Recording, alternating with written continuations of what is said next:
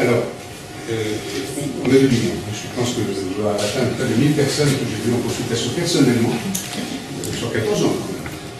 Mais aujourd'hui, on a, avec Jean Moller, regroupé 612 personnes qui sont dans cette base de données. C'est ça qu'on va vous donner, c'est-à-dire qui vous êtes en quelque sorte, on va dresser le portrait de ce que vous êtes. Alors, typiquement, vous expliquez qu'il y avait, enfin, typiquement c'est pas une bonne formule, mais qu'il y avait la forme dite classique.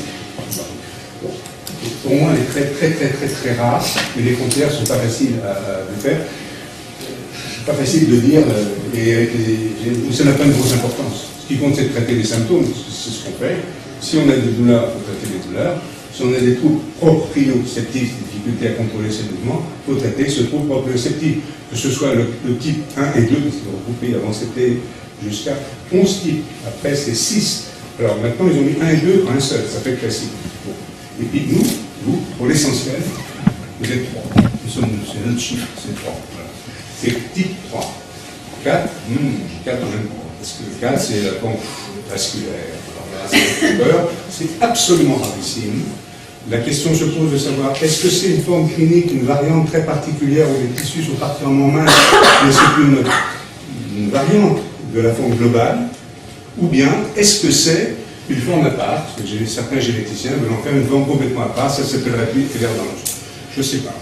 Mais c'est aussi pour ça, pour chacun d'entre vous, ceux qui ne l'ont pas fait, parce qu'on le fait systématiquement depuis à peu près 1 an, j'aurais vu avant, il faut faire une recherche au niveau des vaisseaux pour voir, ça s'appelle une petite dilatation. On en trouve exceptionnellement, mais on pourrait en trouver. Il vaut mieux savoir qu'il y en a une plutôt qu'elle vous surprenne brusquement, et là on l'attend pas. Alors, ces personnes qui font partie de cette base, voilà, sont essentiellement des personnes qu'on appelle hypermobiles. Mobilité articulaire, c'est ce qui frappe. Ils ne sont pas tous si hypermobiles que ça, plus. La terminologie est difficile. Ce sont des femmes. Alors le chiffre était toujours autour de 80%, etc. Maintenant il est monté à 80%. Alors les âges moyens, on l'a regardé avec l'air. J'ai pas d'interprétation, je les donne brutalement. Voilà, 21 ans chez les hommes et 30 chez les femmes. Ce qui est important, c'est pas l'âge de la première manifestation, c'est l'âge du diagnostic. Il y a un retard formidable, et ça, c'est pas acceptable. Et c'est ça qu'il faut combler entre les premières manifestations, mais ça commence très tôt, dès la conception, vous savez, et au moment de la naissance, on ne peut pas faire un diagnostic. Sur un petit bébé, on ne peut pas. Alors, au fil des années, on peut voir certaines choses, il ne faut pas s'affoler inutilement, mais bon, dans les premières années de la vie, on commence déjà à avoir des indications. Alors, quelquefois très tôt, mais rarement. Mais par contre, le retard diagnostique est quand même fantastiquement énorme. Possible. 21 ans chez les femmes, 14 ans chez les hommes. La question des hommes, c'est un peu particulier, il faudra la réétudier. Alors, ici, c'est une nouvelle fiche. Vous la connaissez parce que vous voyez bien du fond, mais c'est fait exprès. Cacher les choses. Il ne faut pas vous embêter. Simplement, l'idée, ça a été de mettre sur un seul document les symptômes les plus habituels qu'on rencontre. Et une deuxième fiche, on va plus faire plus tôt comme handicapologue, mais donc c'était pris par pas mal de choses et bousculé par tout ça, ça va être sur les conséquences fonctionnelles, sur la marche, sur la tension, sur la possibilité de rester debout, assis, ne pas bouger, hein, c'est pas drôle, mais donc c'est ça, mais aussi les situations de la vie, pouvoir se coiffer, pouvoir se brosser les dents, etc. Donc tout ça, ça va être une fiche qu'on a d'ailleurs mis au point avec les généticiens qui ont adopté un système de handicap qu'on avait développé déjà pas mal d'années, et ça a été avancé du côté des généticiens, ça va être une fiche commune et qui servira pour les MDPH. Parce que le MDPH, qu'est-ce que c'est? Voilà, aujourd'hui, on a du mal à marcher, puis après on n'a plus de mal à marcher. Qu'est-ce que ça veut dire? Ah oui, ça varie. Alors tout ça, on va arriver à le mettre de mieux en mieux. Ça, c'est une fiche très importante, un système de lien avec les médecins et avec les autres. Parce que ici, vous avez les grands symptômes. Alors, les grands groupes de symptômes, les douleurs, la fatigue, les troubles du sommeil, les manifestations articulaires, les ligamentaires. Je les ai regroupés de façon un peu médicale. Bon, vous ne le disiez pas, mais c'est pour que on s'y reconnaît, c'est un peu par organe, par groupe d'organes. Les troubles proprioceptifs, la scoliose, etc., qui n'est pas très importante. Il n'y a pas de grande déformation. Il y a des formes qu'ils appellent cycloscoliotiques, etc. C'est une forme lambda chez les généticiens. Deux, trois personnes que j'ai rencontrées en sont peut-être comme ça, mais c'est vraiment rarissime. Donc le dos ne doit pas vous affoler. Heureusement, il y a un point qui n'est pas trop méchant. Et puis, une manifestation cutanée, évidemment, c'est important, évidemment. Donc la fragilité, etc. Bon. L'hyper-étirabilité éventuellement. Les problèmes de thermomobilisation sont complètement oubliés. Beaucoup de gens ici sont pris dans les sueurs, on en a parlé tout à l'heure, les pensées déjà. Et puis il y a quelquefois des poussées de fièvre. On ne sait pas, on n'a pas d'infection et la fièvre. Il faut qu'on claire les bases. Et puis il y a aussi des manifestations comme des palpitations, le syndrome dit de Raynaud, alors ça dans la population de Raynaud, c'est très connu, le train est arrivé, ça va être le docteur Meutlen. Voilà. Donc ces manifestations-là sont des manifestations vasculaires qui vont quelquefois avec le fait qu'ils peuvent avoir des varices, hein, ça c'est vrai, il ne faut pas rentrer dans les détails, il ne faut pas trop y toucher. Hein. Et donc ceci, ça fait partie du syndrome vasculaire, mais pas dans l'esprit des selles vasculaires. Parce que eux, ils ne décrivent que les artères. Mais je leur dis, mais je dis, bon, posez ensemble, j'ai fait chez eux, mais ce n'est pas les mêmes malades, peut-être. Mais pourquoi vous appelez vasculaire seulement qu'il y a des problèmes artériels? Ils ont une tension basse, ils ont des troubles de circulation de retour, il y a des édèmes quelquefois, et puis qui vont et qui viennent comme ça. Bon, alors, bien, c'est donc qu'il y a quand même des problèmes vasculaires autres que les problèmes d'artère. Et puis, ils sont très importants. Et il y a les hémorragies. J'ai mis là, ça pour les mettre, les études vasculaires, qui ne sont pas des maladies de sang, hein, c'est simplement la fragilité des vaisseaux, des petits vaisseaux, il ne faut pas grand-chose, on ne se connaît même pas. Je ne montre aucune image, hein, parce que vous connaissez tout ça. Si je parle des médecins, je montre des images. Mais je ne veux pas vous en montrer. Et justement, ces hémorragies qui sont les échymoses, les dents qui saignent, les gencives qui saignent, le nez, c'est souvent des hémorragies très importantes pour les femmes, avec leurs règles.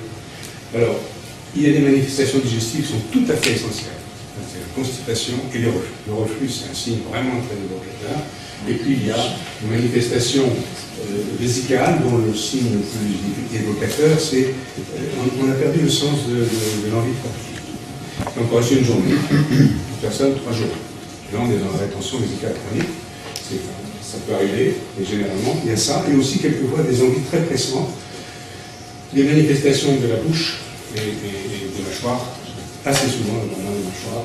Je ne vais pas vous faire remonter toute votre symptomatologie, mais simplement expliquer quelles sont les grandes catégories, parce qu'avec ça, on fait le diagnostic, 2, on met tous ces symptômes-là dans les signes, dans la fiche de demande LD, et on va chez le dentiste à 100%.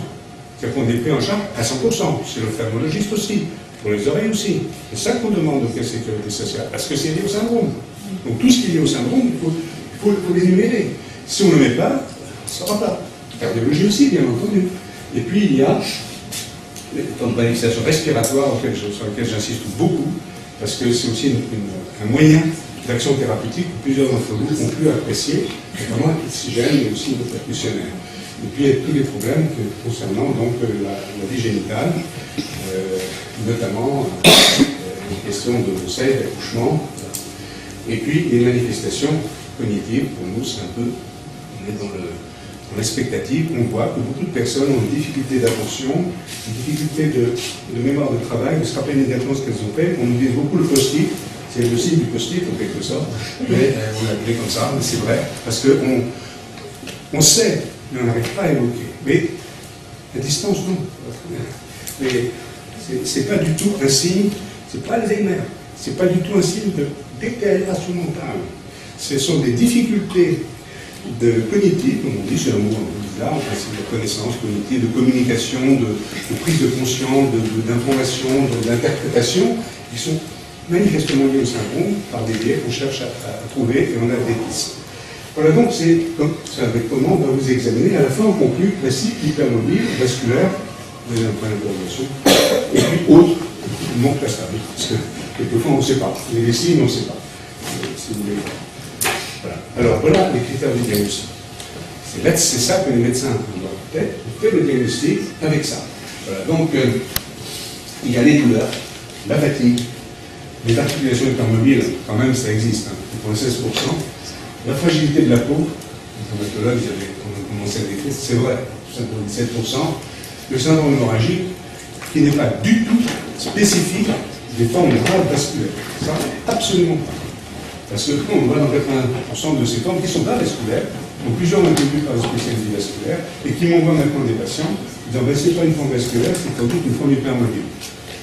Mais ils ajoutent, récemment, un patient me dit dans un courrier qui fait tout le monde, le patient, je l'ai revu, et précisément, il y a des possibilités de dilatation vasculaire dans les formes hypermobiles. Parce que pour eux, l'hypermobile, c'était comme ça. Et ce qui est intéressant, c'est les artères.